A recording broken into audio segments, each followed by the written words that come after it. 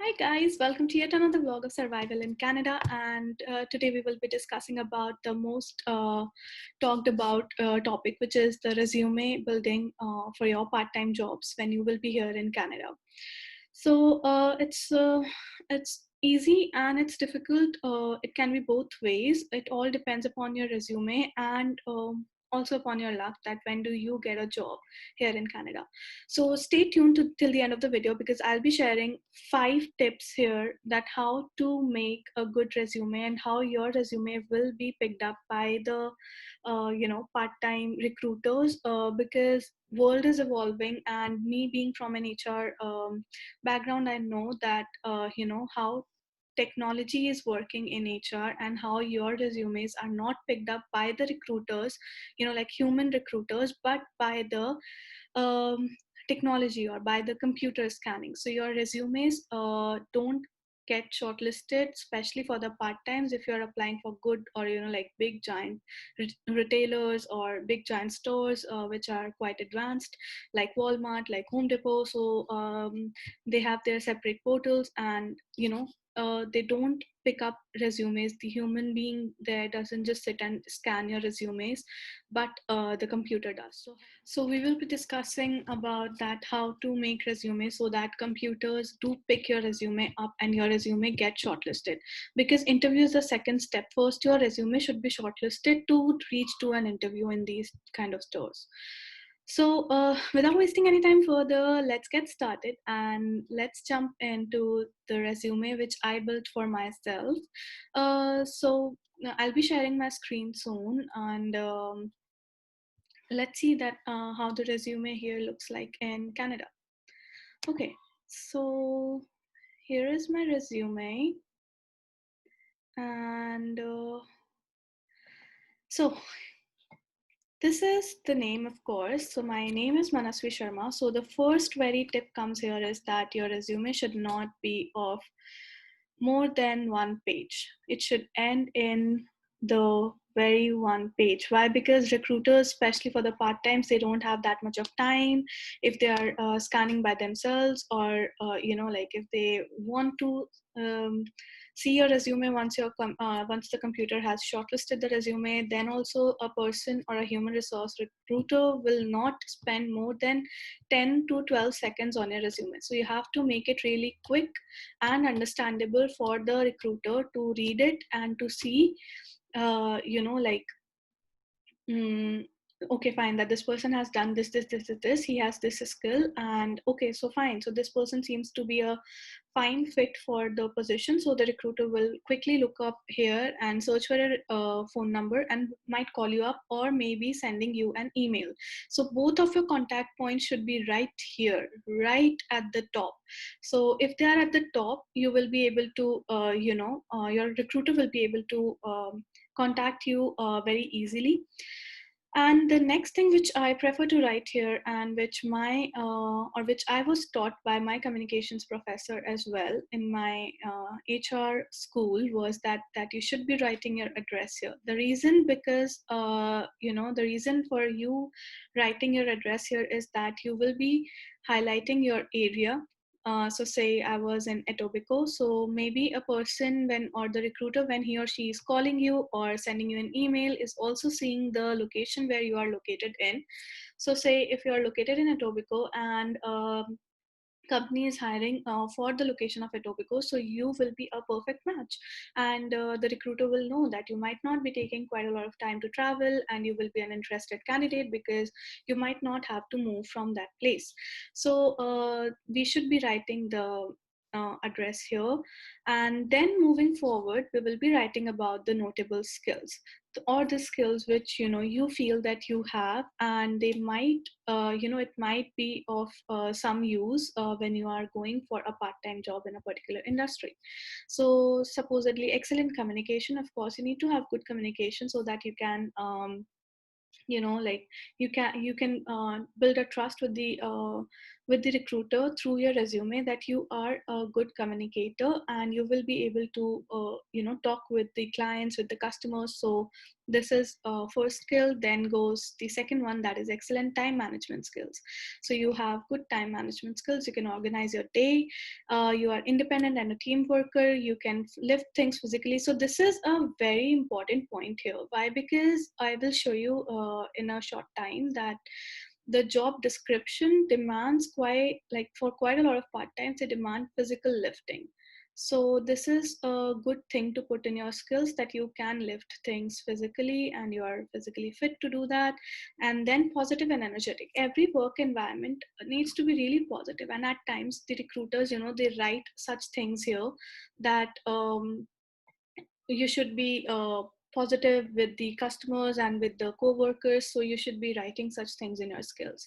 Then completing tasks in fast-paced environment, another a very very very important notable skill here, because mostly the part-times they require completing the tasks in a fast-paced environment, especially in the large retail sectors and the food industry, and big grocery stores like Walmart and stuff. So you have to be really quick and you should be very very very fast when you're working, or like we should be quite fast in adapting the environment as well.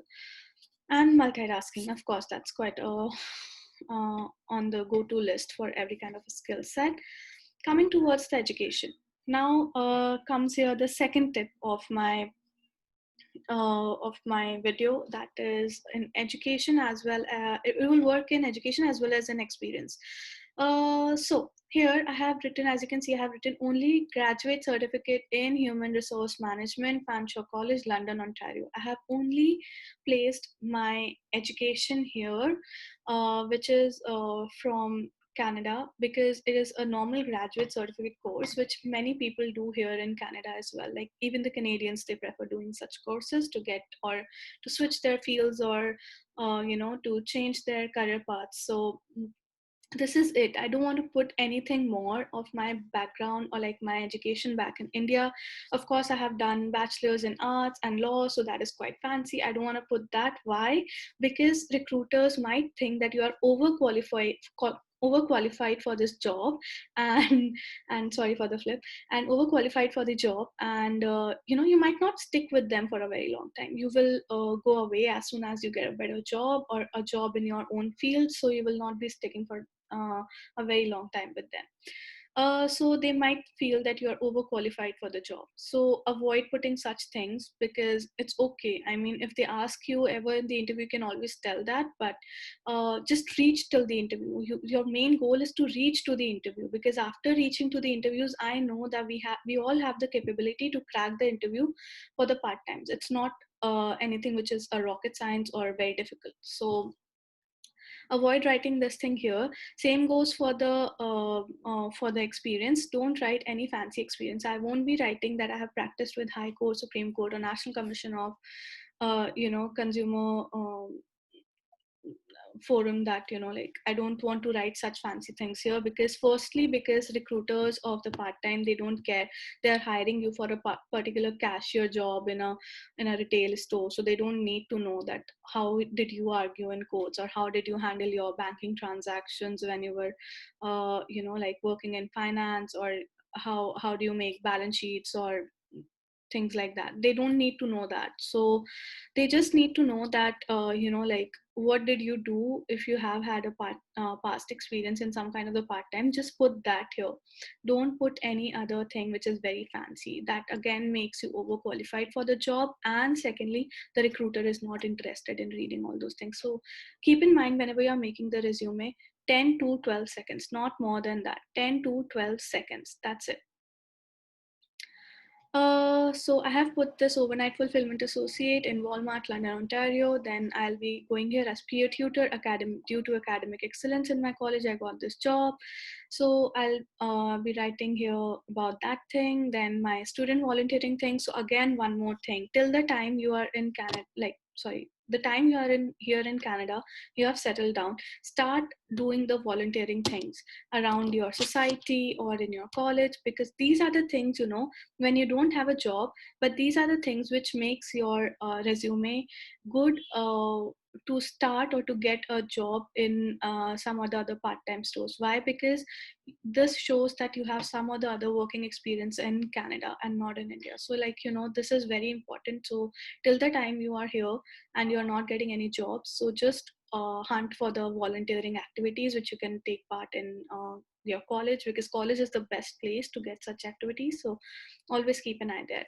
So this is what I also did when I wasn't getting a job. So it was in December 2019 and then January to April 2020. So I wasn't getting a job, so I did that. Then any of your experience in part-time in India, people might have done this or even might fake it. So yeah, you can do if you have it. So I would say don't fake it, but then yeah, just if you have those kind of experiences, just put it. Then availability of yours in in the particular week. So right now I'm on my academic break, therefore I'm available for 40 hours a week. But if you are on if you are having your classes, if you are in your school days, then you have to write down the availability so that the recruiter is able to match the availability of yours with the schedule they are having.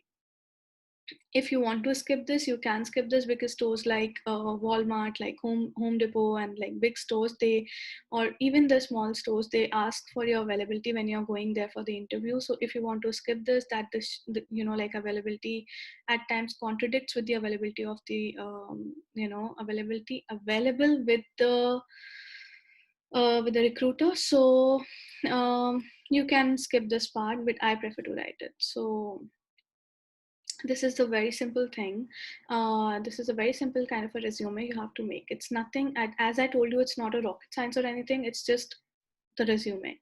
Coming to my third tip, and that is like, if you can see in my resume, I have nowhere mentioned that what my gender is, what my age is, what my nationality is, or anything of that sort. Because the reason of that thing is, okay, so I have written here Delhi, India. I might skip this, but it's better that you don't write, or even if you're writing, it's okay, nationality or like the country I've worked in. This doesn't describe your nationality. You have never nowhere written that you are an Indian. You might have been visiting India and you might have worked there, but then you never wrote that you are an Indian. So never ever do those things. Why? Because I'll be uh, leaving the link below in the description box of the Ontario's Human Right Code, because in that code, you have 9 bases of discriminations, which be actually avoided in any kind of resume, because as an HR student, I have studied this and gained knowledge about this thing, that in the in your like in your interviews and in your resumes, you should always avoid writing such things, because that might come up as a source of discrimination in the long run. So avoid doing that, because the recruiters, to save themselves from any kind of hassles of such discriminations, they won't or might not pick up your resume. This was the tip which was also given to me by my career services of college. So that was a good one. And about the format. So in India, I used to make a tabular format. I myself personally believe that it was quite simple to read and understand. But then here we don't make that like we don't keep things in a tabular format. Again, a tip given to me by my career services of Fanshawe College, London. So here it's going to be like this, and the date format has to be like this. So if your year is changing, like September 2019 to April 2020, we'll be putting both the years. But if your year is not changing, you are putting an experience or an education which started in the same year and was completed in the same year, then you have to skip writing the first, like in the first, like February, we are skipping writing 2020 here, but writing it in the end. So we have to skip writing it here. Okay, the year. So this is the major difference. You can see it here, and then you can see it here. Okay. So that is the thing about the formatting. And also, yes, you have to keep everything bold and clear and short to read. Like it should be readable. It should be easy to catch and readable. Mm, then, okay, so I guess I have completed everything. And the last and the very, very, very important thing. Okay, so I'll be sharing with you another screen here. Mm, and that is for this one. Okay, so here I have opened up uh, the Indeed job posting of Home Depot, and we'll be going through this so that we can understand that how the resume has to be changed. So position purpose is written out here. So it has enhanced the customer experience and increase sales and maximize inventory turns. So this is like the kind of the position purpose. So you can always put such things in your notable skills, that you have a capability of maximizing inventory turns and things like that, that you have a good sales experience and stuff like that. Then there is the tasks and responsibilities. So organize, straighten, and clean shelves, signage, and products. So these are basically things which you can mention in your resume. It's okay. I mean, this is no big deal. I mean, anyone can organize, straighten, and clean shelves. So this is something, even if you have no experience with, but still you can write such things in your any of the job experiences which you are writing out there, so that these are the keywords which are included in your resume. And the computer, when it is scanning, or the software, when it is scanning your resume, it can catch those words and will pull out your resume for the recruiter. So this is the trick. So basically, if you are seeing any of the things here, say preferred qualification or skills and abilities, so like basic computer skills, you can write basic computer skills, and just change your resume with the with certain keywords when you're applying for every single job. Just don't keep on blindly applying for the jobs. Just change the resume every time you're applying for a job. And how you have to change, I have told you. Like you can include basic computer skills in this particular. So I will change my resume. I'll write in my skills basic computer skills. Then maybe I have written working on teams, so I have written teamwork. Already it's there. And then I saw lifting, so heavy lifting required. So I have already written physical lifting, so I can say and change heavy lifting. Uh, can do heavy lifting, or like ability of lifting heavy things. So these are the words which the computer will be attracted to, and will therefore shortlist your resume for the recruiter. So this is it, guys, and this is how your resume should look like. And this is how you will, or your resume will be shortlisted. I have learned this a very hard way, and therefore I'm sharing these kind of tips with you people, so that you can follow them and make your life a bit more easier when you're here in Canada.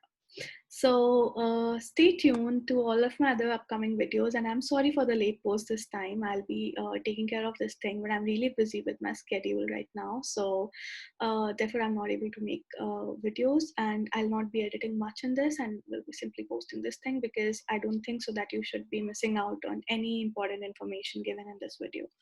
So I hope you people will be staying safe, and stay happy and stay healthy. I'll see you in the next video. Bye bye. Thank you.